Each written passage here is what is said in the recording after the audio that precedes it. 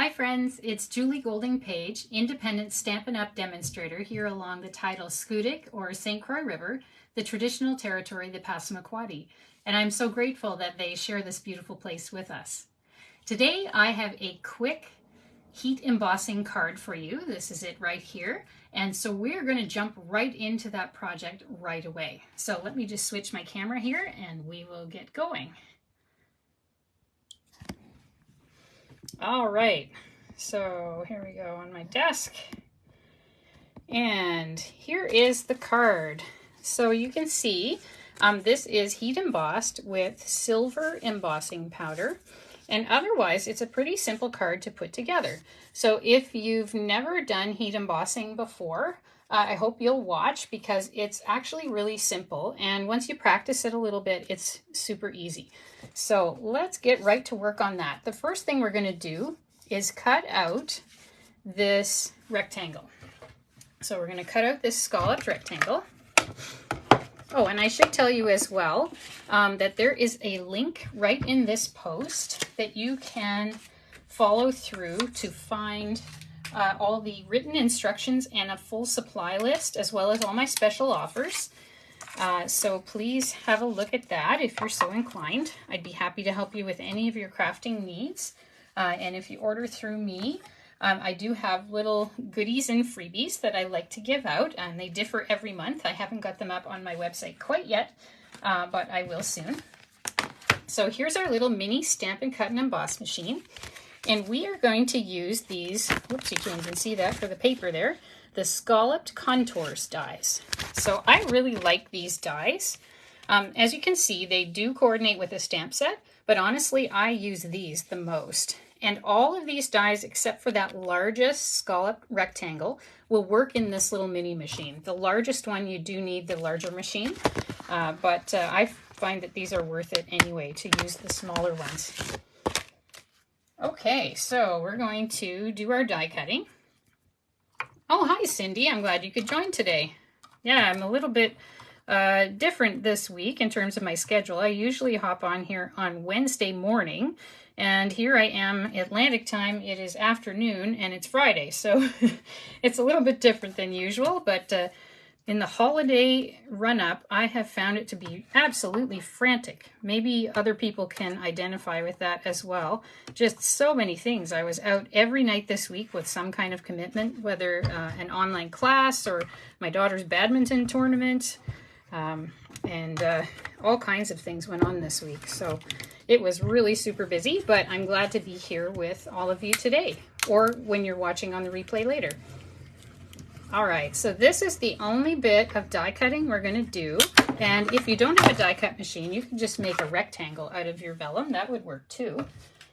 This just makes it a little bit fancy, but you don't have to do that. So let's see what we've got here. So there's our little fancy vellum scalloped rectangle. And you can see there's these little dots there. It almost looks like stitching. It's a busy time of year. Yes, I agree, Cindy. It sure is. It's kind of crazy. I had a craft fair last weekend and an online class Monday. Tuesday, what did I do Tuesday? We went to the badminton tournament 100 kilometers away. Let me see. Wednesday, I had an in-person class, as I do both in-person and online classes now. And then one more day, that was last night, and we went out for dinner, and we had to put that off for a while, but finally got the chance to go. Okay, so I'm just looking for a scrap paper to put underneath there. And I'm just going to use this paper that I had at the craft sale on the weekend. So I'm just going to use the back of one of my signs there. And I'm going to put the vellum right on there. I hope you can see that okay on the camera. Oh, hi, Kathy. Nice to catch up with you again as well. And I'm going to use this lovely Night Divine stamp set. And we're going to use this large sentiment. So I'm just going to dig that out. And this will just barely fit on a block. So it kind of overlaps the edges of it. But I found it worked okay for me when I did that, but I will show you with the larger block. So I'm going to use this block, which is block E. So you can get a larger block if you want to use a larger one. These ones are a bit easier to handle too. This block here is from a kit, and you just kind of hang on to it like I'm doing there. This one has indents on the side, so it's easier to grip, and so I find that a little bit better. All right, so we are going to start our embossing now, and I'm going to use this Invisible Versamark ink. It's a watermark ink that can be used for other things as well. And what I'm going to do is just give it a good coating.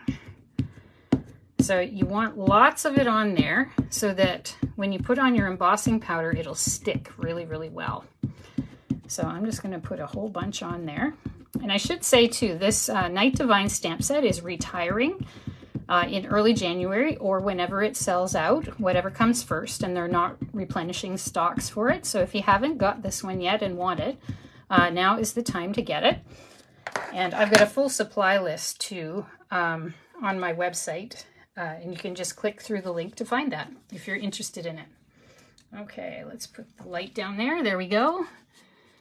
And I'm going to try to get this straight here.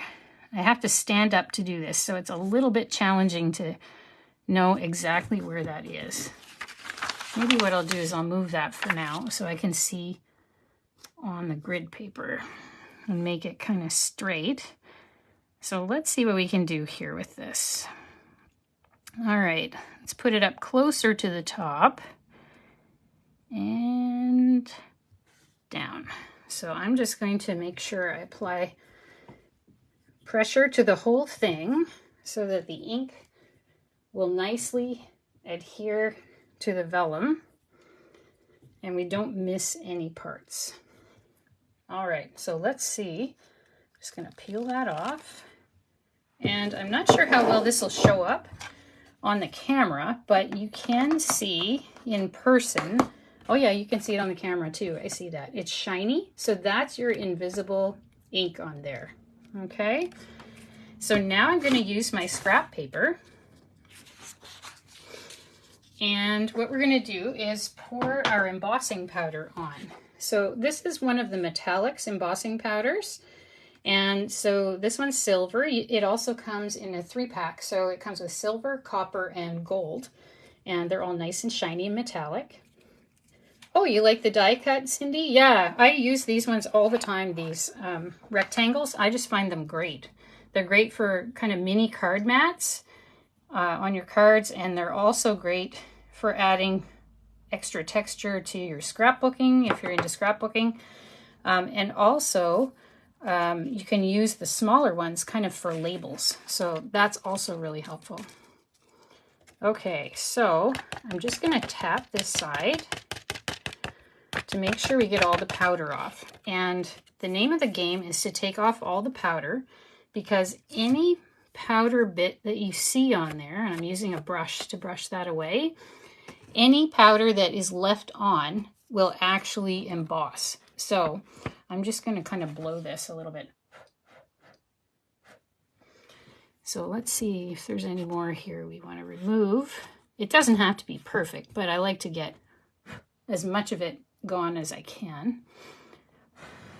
And actually, if you're in an area that is kind of a bit humid, you can use this embossing buddy that comes with the embossing tools.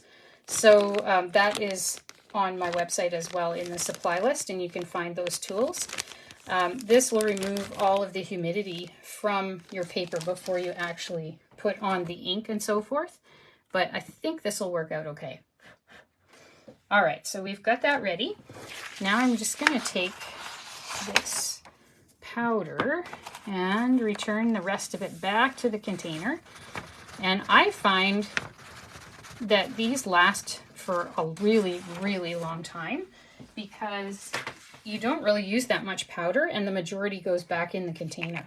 So I've actually never in my life, for all the years I've been paper crafting, I've never rebought a color of embossing powder yet because it lasts for such a long time. Now, if you were doing multiples of something and making a lot of cards of one type, I can see why you would need to rebuy it at the end, but I haven't needed to so far. All right, I'm just going to plug in my heat tool next. And I'm going to get it going here. I'm not sure if it'll go silent on the feed here or if it'll actually be loud. So my apologies either way. All right, here we go.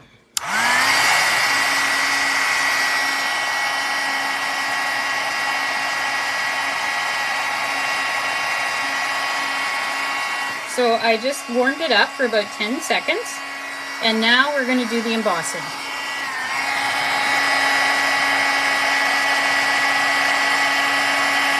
Ah, there you can see it.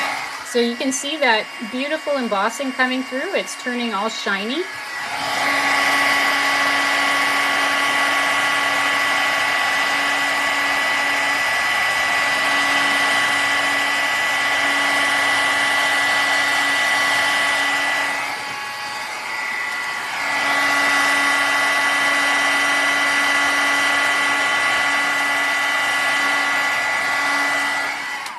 So if you've never seen one of these heat tools before, it's really like a mini, very concentrated hair dryer. So you can see like the amount of air is just concentrated to that little tiny place. And it gets very hot, so you have to watch your fingers. You can use tweezers for this. And then you can see that it just embossed it so nicely, and it's very pretty. So that is all we're going to do for stamping and embossing, and we're already done. So now I'm going to take my thick white card base. I'm going to use my bone folder on it. And I'm going to apply a panel of this paper. So this shows lots of stars, and this is from the Oh Holy Night DSP. That's Designer Series paper. Unfortunately, that is sold out and they're not replenishing it. But a great alternative I have listed on my website if you click through on the link. And the alternative is the Stargazing DSP. And it has lots and lots of starry sky patterns. And so it's just perfect for this kind of card. Let's see, I think I like it better this way. All right, so we'll just apply that. And I use Stamp and Seal for that, but you could use liquid glue if you prefer, whatever you would like. All right, and now what we're going to do is we're going to attach our vellum. Now you can see here that you can see through the vellum really well. So you could see the adhesive. So what we're going to do is we're going to take some of these mini glue dots, and I'm going to take one off here, and I'm going to kind of ball it up small. And I'm just going to put it where one of the letters is here. So you shouldn't be able to see that much through the other side. So I'll put a few of those on. It doesn't really take much to stick it down. These will stick it really nicely. And we're just going to put them maybe at kind of the corners here. So there's 2. I think I'll go with 5 of them. So 1 at each corner, as much as I can. There's 1 there. There's 3 of them. So we've got 2 more we're going to put on. And here we go. So I'm going to put that on there. Just kind of arrange it wherever it seems to look pretty good. Maybe in this part it would be less visible. And I'll try to put one in the middle so it kind of stays down in the middle for us too. And that's all we need with the glue dots for now. So let's put one right on this one here. Okay, so now let's apply that.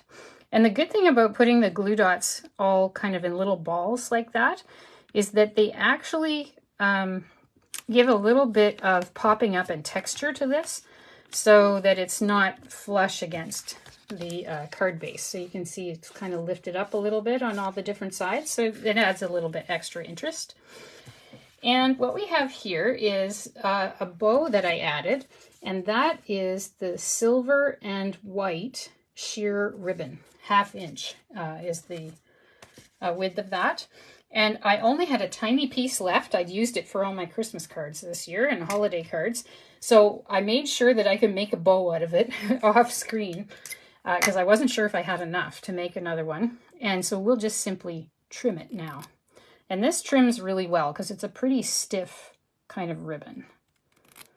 Some of them, it's hard to get them to trim properly, but this one is a nice one. It really, really works well. So that's our nice little bow. And so let me see, I think I like that side better. So we're just going to get a mini glue dot and we're going to stick that on. So here we go. So if you've never done heat embossing before, you can see it doesn't take long. It's just a few steps, and once you've done it a little bit, you find that it's really quite easy. If you have any questions about how to do it or the equipment you need for it, please let me know. I'd be happy to chat with you on message or by phone, whatever you prefer. And also you can just click through to my blog post that talks all about this particular card, and it lists all the equipment that you need right there in the supply list. So that is it for this card, and it makes a really fancy looking card in just a few minutes.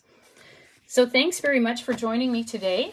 I really appreciate every single viewer, and I'd love to hear where you're from today and whether you've tried heat embossing before. I really enjoy it, and I hope that you do too. So thanks again, and have a wonderfully crafty week. Bye for now.